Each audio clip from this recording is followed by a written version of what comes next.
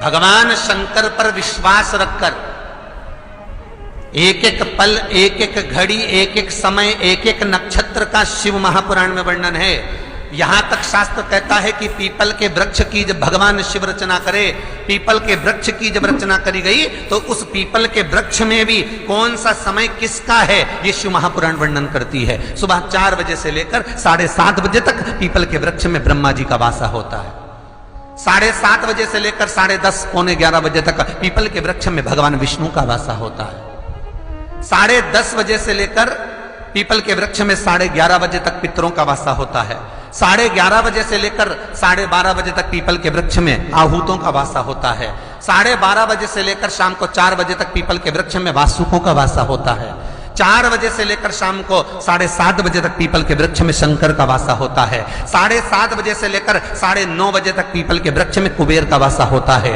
9:30 बजे से लेकर फिर कुबेर के वृक्ष में अन्य देवों का वासा चालू हो जाता है। इसलिए हमारा हिंदू धर्म कहता है, हमारे शास्त्र कहते हैं कि पीपल के वृक्ष को जब पूजा जाता है, पीपल के वृक्ष की जब पूजन करी जाती है तो सुबह 10:30, 11, ज्यादा से ज्यादा 11:30, ज्यादा से ज्यादा 12, उसके पहले पीपल के वृक्ष की पूजन कर लेना चाहिए। क्यों? क्योंकि 11:30 बजे से लेकर 12:30 बजे तक पीपल के वृक्ष में पितरों का वासा रहता है,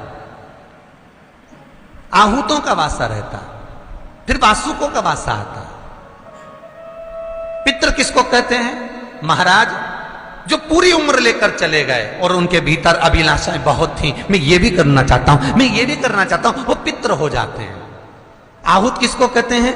जिस माता के गर्भ में बच्चा जन्म ले और मर जाए, या 6 महीने का गर्भ धारण करने के बाद अवर्षण हो जाए, जीव पड़ने के बाद 6 महीने के बाद अगर बच्चा गर्भ में भी शांत हो जाता है, कुंवारी अवस्था में शांत हो जाता है, जिसका विवाह नहीं हुआ ऐसा बच्चा जब शांत हो जाता है, अधोगति में कोई मर जाता है, सुसाइड कर कर एक्सीडेंट में किसी भी रूप में मर जाता है तो वो आहूत कहलाता है।